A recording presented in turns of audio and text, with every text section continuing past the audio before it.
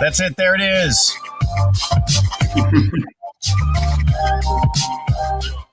Live and direct. We're coming to you in your ears, in your eyes, in your streams, everywhere once again. Hi, everyone. Welcome to the show. We're talking, this is another Getting Real episode, talking with an entrepreneur about their journey and how their leadership has developed and grown. And I think you'll hear some things for yourself in all of this.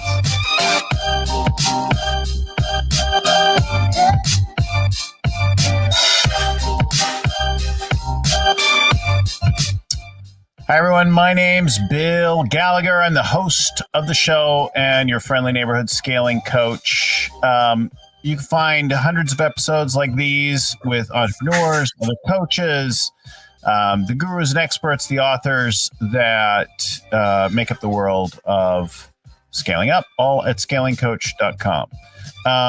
There's also show notes, tools, links, special offers, that kind of thing, even a free copy of the book, Scaling Up, right there at scalingcoach.com. These Getting Real episodes on our podcast and live streams explore how leadership has shaped our leaders over time through the growth of their business. What lucky breaks have they had? How have they negotiated the breakdowns, the surprises along the way? And what has frightened or even embarrassed them? What do they regret? And what do they wish they could tell their younger selves? This episode is sponsored by the Bay Area Entrepreneurs Organization chapters, commonly known as EO. Our member-led organization is the best place for entrepreneurs to find peers to connect and learn and grow with. And I'm really proud personally to have been a member for EO for over 20 years now and through several different companies.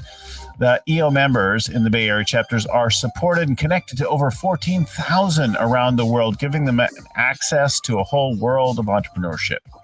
If you'd like to apply for membership or to get more information, just visit eonetwork.org or drop us a line and I'll hook you up. So listen in now as we talk with Corey Veverka. Corey, how are you?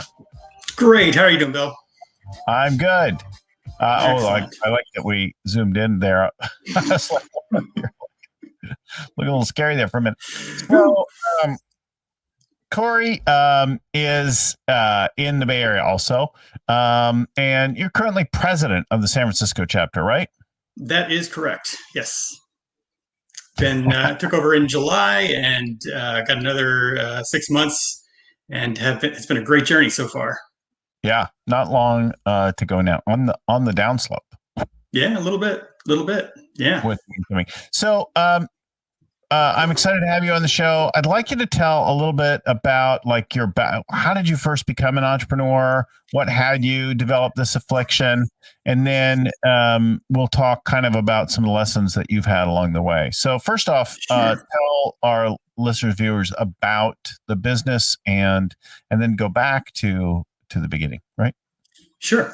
So our company, Total Validation Services, we support biotech and drug manufacturers in making sure that their manufacturing facilities meet regulatory requirements. So our jobs come in when a new manufacturing facility is built, and they have to show the FDA and other regulatory agencies that it's working the way it's supposed to. So we produce all that documentation to do that. So it's usually right on the back end of construction projects. So we work with engineers and whatnot. Once they've built a facility, you're essentially validating that they built it in the right way. Exactly. Yes. Not the ongoing production. We do a little bit of that every once in a while because there's always changes to that, and every change that you make has to be validated. So we do have ongoing work with clients as well, but the majority of that ongoing work, most drug producers do in-house. It's the capital intensive work with new construction that where they need outside resources, and we provide teams to do that. Yeah. That's really interesting. So it's more people intensive and it's about the review of those things. Yes. Exactly. So it's understanding how the manufacturing process works, how the equipment that controls the environment, the equipment that controls the air handlers, the cleaning processes, all of that goes into making sure that you have safe, effective drugs that when Yeah. you either inject them or take a pill, whatever it is, that it's doing what it's supposed to be doing. I've coached a couple companies in biotech and supplements and things like that, and testing. And there's a great deal of rigor there, even if it's for something that seems as less serious, but anything that you're going to put in your mouth, right? Just in your body, we want to know that not only is it good, but all the stuff that makes it is done in the right way. And it's serious work.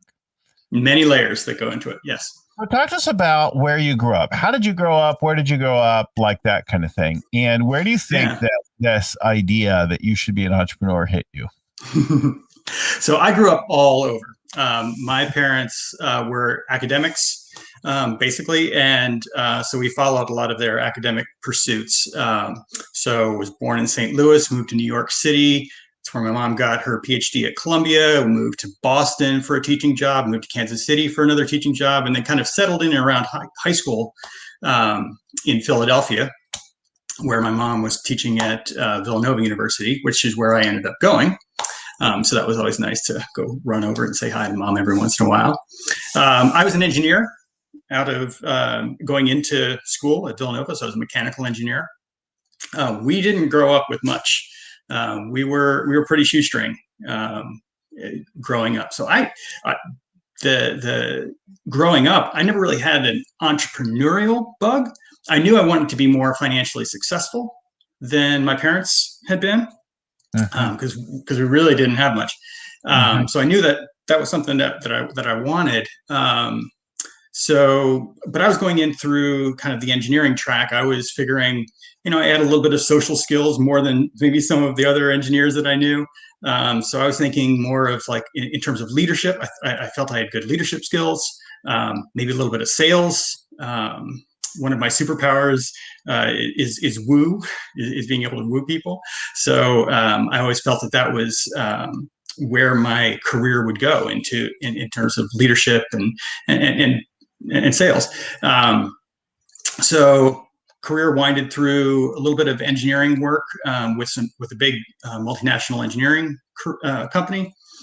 Moved up into leadership there, and then I got wooed away from that big engineering company into a small company, TVS, Total Validation Services, that I now own. This was in 2001 or so. And similarly, so this was a small company. We had about 20 people at the time. And I took on an operations role, and also in a sales / role on that side of things. And kind of mid 2015 or so, or 2013, I should say, we, the owner of the company at that time had said, "Hey, I'm looking to potentially exit. Would you be interested in buying me out?" So we've kind of figured out how to do that. Got an SBA loan. I brought on a business partner who actually worked at the company as well. So he's still my partner. And it was 2 years of very hard negotiations. But we did work out a buyout. And so it's been 5 years, a little over 5 years now. If you look back at that, was there a lucky break in there that you didn't realize that made things easy, that was not your own skill and brilliance? Well, so me joining TVS was an unfortunate accident. The person that was supposed to be that was being groomed to take over TVS by the previous owner died in a motorcycle accident, which is how the previous owner reached out to me, because I had been kind of known in the industry a little bit. He reached out to me and said, "Hey, come join me, and maybe one day you could take over as well." So it always had been kind of there as a little bit of a carrot, but it took a while for me to grow into that role. I was pretty young, but that was a little bit of something completely outside of my control. Yeah. And then the other thing that was a little bit lucky, I guess, is we were hung up on financing. He didn't want to self-finance. I didn't have capital to purchase the shares of the company or assets.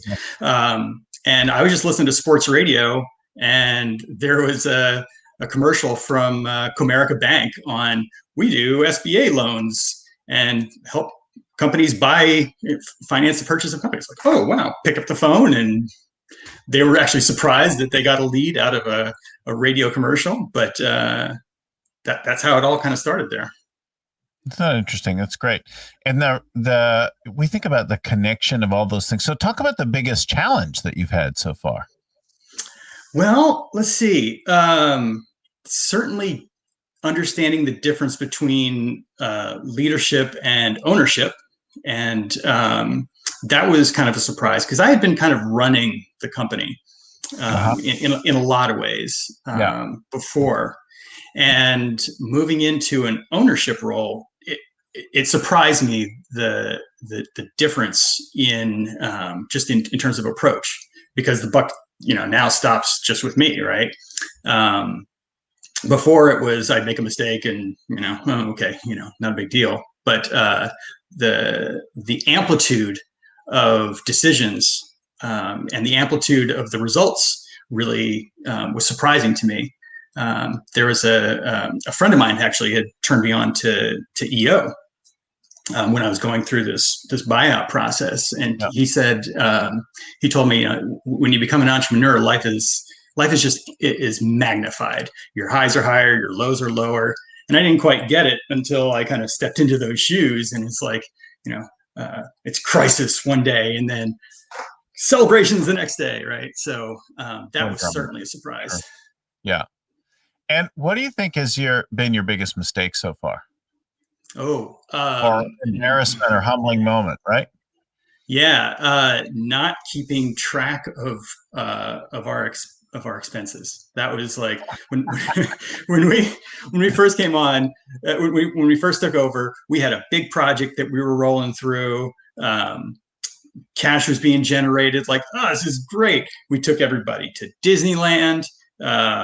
And then, boy, the next year, I was like, wait, why are our numbers so low? And then we started, adding up all these little things that we thought, oh, that'd be nice. Oh, that'd be nice. And we were spending way more than we should have been.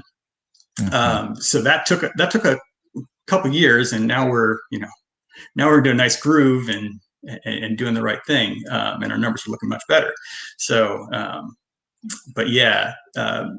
Not taking for granted expenses, not taking for granted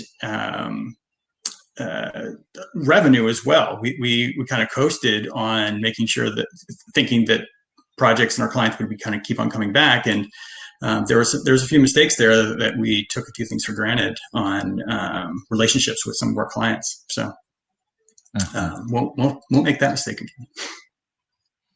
Yeah. So. Not having your eye on all the different balls, right? Letting something get out of hand and then impacting the client relationship. Yeah. There was a little bit of certainly there's a little bit of cockiness. I remember one of my biggest regrets was we had a real big client, Genentech. They're one of the founders, and we had a long relationship with them. And there was when I took over, I kind of I was a little cocky with one of our clients, and losing that relationship cost us quite a bit, because I was feeling good in my new shoes, and I was thinking that they should be just doing what I tell them to do, and I didn't manage a client relationship and took that for granted, and that certainly hurt us. Mm-hmm. How many people on your leadership team today, and maybe like people size of the business right now? Yeah, so we have about 30 total people that are on our team. We have of that 30 senior management. There's 3 of us, and then below, we have a mid-level of project managers that we have another 5 people. And so those 5 people each have 3 or 4, depending on the client, reports below them. So, yeah. And how have you managed this last year, company operations, culture, the connection with people, clients, doing the work. Talk to us about dealing with COVID. Yeah. So there was a little bit of, when it first came out, there was a bit of a scare for us because we were continuing to do work for our existing clients, but we couldn't put anybody new on site. Right. So nobody had figured out how, because a lot of the work that we do, we have to be physically in the manufacturing facility to test.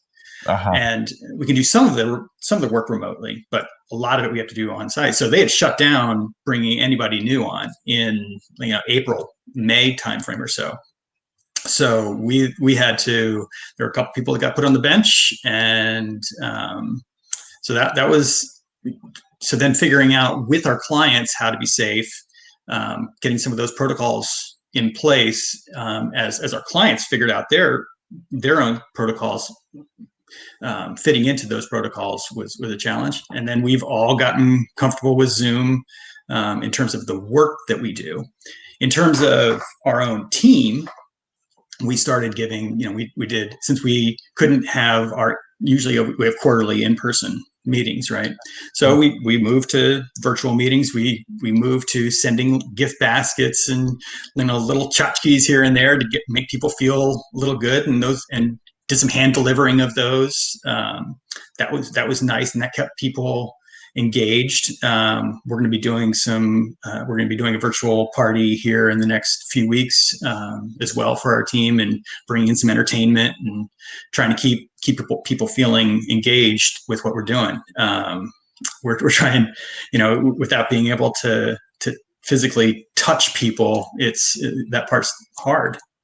One thing we did have that's been really hard for us is hiring new people.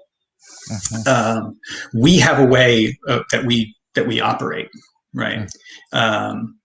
There's stuff on the resume that you have experience on how to do things, but we have a particular style that we try to adhere to. And we've had 2 failures of hiring new people because we can't be there right with them to coach them and show them how TVS, the TVS way.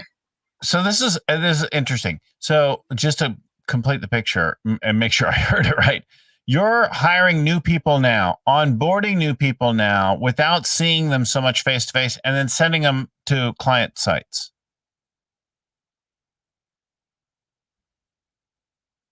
You froze on me. Corey's frozen. 17:48. Mark the time, will you, Lucy? And add a note to production. Apologies to our listeners. Our guest is frozen. His internets have gone off, but at that time marker, we can edit, clean up in the replay and the audio file. And you can mark the time when he comes back in. I'm guessing he's off. He's going to reconnect.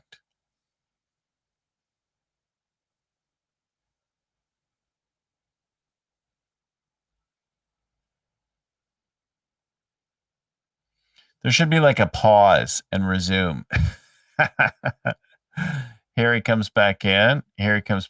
So Mark, 18:42 to come back in on the time marker. Corey, welcome back. So we lost our connection there for a minute. So I was just confirming, you've got people that you're hiring and onboarding now remotely, and then they're going to client job sites without having had face-to-face interaction with the team. That's correct. Usually we have a week or 2 of onboarding where we, walk people around to different client sites. We have people interact and shadow our teammates, so they learn how we do things. And without that, and without a project manager and a leader sitting right next to them, showing them how to do things and being able to ask questions, and the barrier that Zoom creates of having to try to find your project manager online and ask a question, it's made onboarding and really hard for us. Yeah. Yeah. Have you used any tools to document processes or create anything for the job? Absolutely. We certainly have SOPs, standard Yeah. operating procedures for everything that we do. So here's how you write a document, and here's how you do this, and that helps. Yeah. But the face to face, and just being able to ask a question spontaneously has really slowed down that process quite a bit. Yeah, we have a whole library of procedures, but yeah. How far and wide are you operating? Is it Bay Area? Is it nationwide? Is it worldwide? So 90% of our business is team based. So we have a project manager that's on site, and we have 3, 4, 5, 6 people that are reporting to that project manager for a client. So that work On-site. is on site. In these days, they're only on site when they need to be on site, but that's about half the time. The other time, when they're writing reports or creating test scripts, they can do that from home. But so in the Bay Area, we have most of our employees are here in the Bay Area for that. We have a small percentage of our work where, just because we have an MSA with a client, they'll say, "Hey, I need a person over here. Can you send us, a person?" And we do that every once in a while. So we have somebody in Cincinnati, we have somebody down in Southern California. So we have that's a small bit, but that's not our core business. So I would think that new plants and facilities would get built all over the place, and you'd have to send a team to somewhere for a while. yes, that is absolutely true. And there are bigger players in the market that have multi-site, and they handle a lot of the country. What makes us a bit unique is the Bay Area is expensive to live.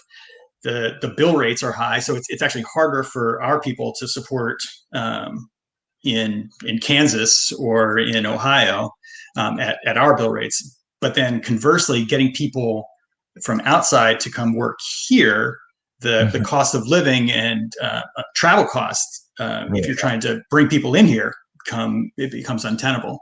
So our clients here in the Bay Area, which is really one of the hubs of the biotech drug industry, they need people here, known and available to work right now. So that's our core business. That's our niche that we have. Yeah. So talk about your family. Your parents were college professors. What do they think?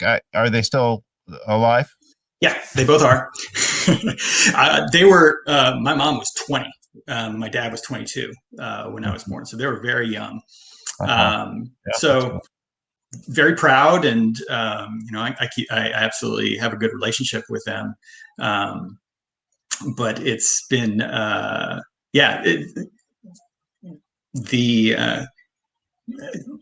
they're still not great financially, and I help support them as much as possible. And whenever there's flights, like, oh, I'll pay for your flight and whatnot. So they're certainly proud of what I've accomplished financially and business career wise. But and I'm proud of them for what they've accomplished in their careers as well. My dad ended up moving into social work. So I have a lot of that built into me as well, of wanting to help people. And this is how I found through helping drug products come on site, come to market, is one of the ways that I found that my career has been fulfilling as well, because I've gotten to meet a lot of the people that are taking the drug products that we're helping get out to market, and that's quite satisfying for me.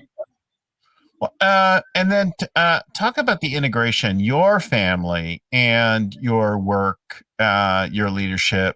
How do you balance that? How is that going, and how has that evolved? So it's interesting. So I have one kid. They're 16 years old, and in virtual high school right now. My wife Tanya works for the company as well. She works for TBS as well. She's a project manager. And so her office is right next to mine, and we're talking shop, until 9:00 at night a lot of times. So the handoffs of the handoffs of taking care of orthodontist visits and taking care of school questions and Yeah. whatnot. So we just do a lot of the handoff because a lot of times, just in my role as CEO, a lot of times I'll have bigger windows of time available than Tani does. As a project manager, as a project manager, she's got to be accountable to the client, and she's got her team, and then a lot of times I do project and client work myself, but I'm usually more focused on TVS stuff in that role. So a lot of times I have more freedom to deal with more of the family type of issues. Got to go run and get some groceries every once in a while. Yeah. Yes, it's been an interesting year. Challenged parents, I think, in more ways than one. If you could go back then and give your younger self some advice, what either at the beginning of the thing, your college year, the business college years, etc., what's the advice that you have for your younger self? Learn how to negotiate, I think would be I was thinking about this question, and yeah, when I growing up, not having any money in the family, there was nothing to negotiate for. so, so it was, find. I grew up trying to find deals, but there was no negotiation that I ever had to do, and I think learning some of those negotiation skills that I ended up. I took a class at Berkeley, at UC Berkeley school from Holly Schrath on negotiation techniques, and that was a real eye opener. Not only for in terms of negotiating with clients, negotiating with my boss, and negotiating the purchase agreement. That it could have gone a lot better if I had more of those skills earlier in my career. Yeah. It's a good reminder. One of the things that I've gotten so much out of the EO organization is if there's some area, whether it's negotiating or a purchase agreement or an employee stock plan or any number of things, having a group to sound things off with. Reminder to our listeners that the episode is sponsored by the Bay Area Entrepreneurs Organization chapters.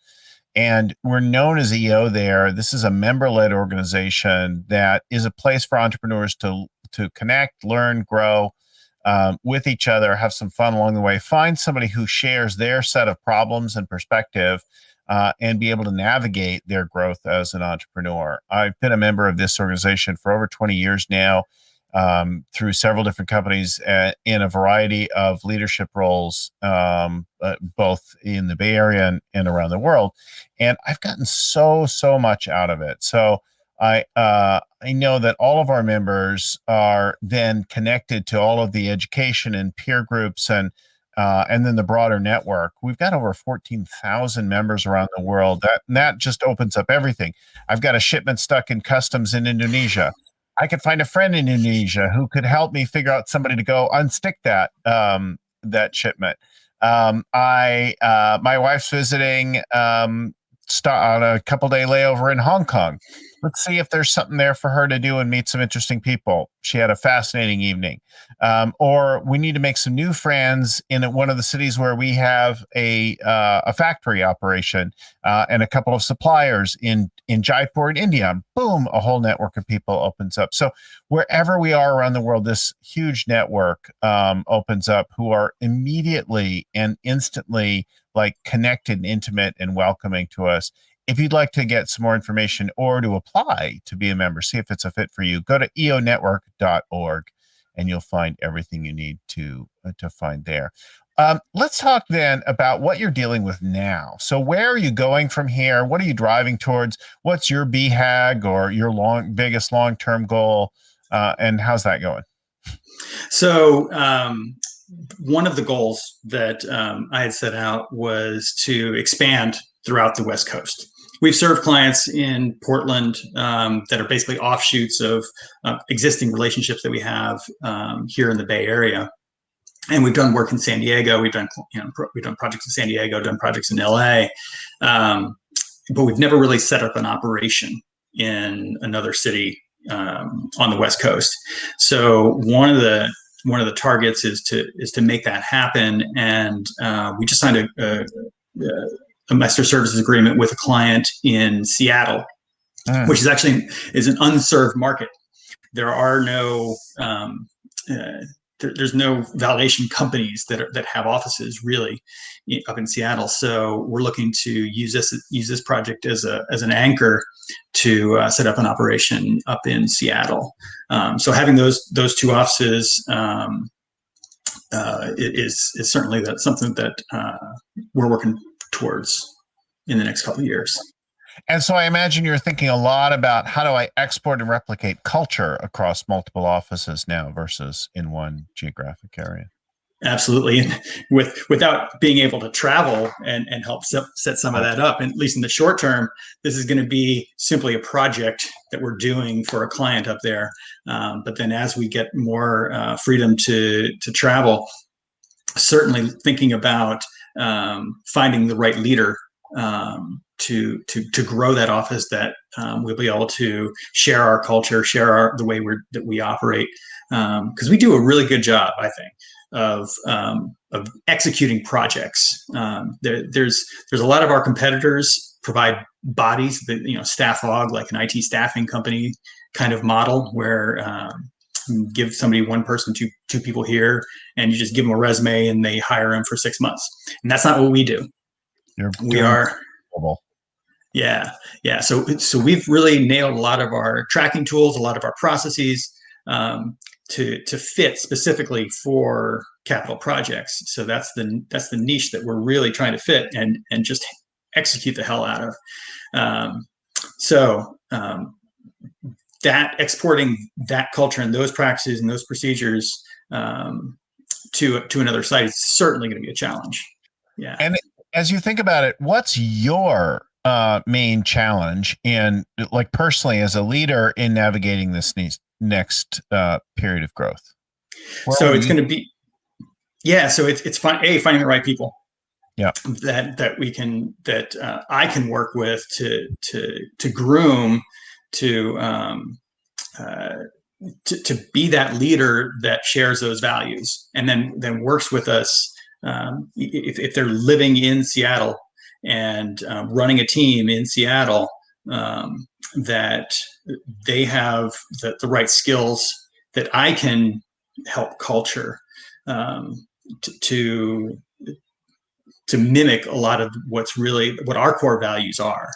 So instilling that is going to be my biggest challenge, and what my role is going to be is finding that person, coaching that person, helping that person find their team to execute as well. The nice thing, and so the upside out of COVID, right, is that we've learned to work remotely much better. Yeah. So the one thing that'll be a little bit easier is that it'll be much more comfortable to share resources between the Bay Area and Seattle or wherever we are. So that's the one part that will be nice, and then the on-site work becomes much easier to handle. A lot less of the workload needs to be performed actually in Seattle. So that's one of the upsides that we're going to have. Well, if any of our listeners or viewers would like to get in touch with Corey, you'll find Corey at TVS Inc. His company, TVS Inc.com is the website. It's there in the crawl, in the show notes. I want to ask our listeners that if it was helpful for you in some way, if you could think of somebody else that would benefit from it, please share the episode with someone. We brought new episodes like this every week. We actually are doing 3 a week now. We've got a tip on Tuesday, a deep dive interview on Wednesday with a guru thought leader, and then we've got a Getting Real conversation live stream and dropped on Sunday mornings. So lots of thoughts and ideas, hundreds of episodes there at scalingcoach.com. If you're a subscriber to the show and you let us know, take a screenshot showing that you've subscribed to the show from our website, from YouTube, from Facebook, wherever, iTunes, Stitcher, etc., Spotify. Show that you subscribe to it. Send that by email to info@scalingcoach.com. And we'll send you a set of unreleased tools that nobody else has just for our subscribers. We'll shoot that out to you. So we love to see the folks who are getting those every week. Of course, you can get the downloads. We can help you find coaches in your area, all that kind of thing at scalingcoach.com. I want to give big thanks to Vern Harnish, author and creator of the Scaling Up Framework.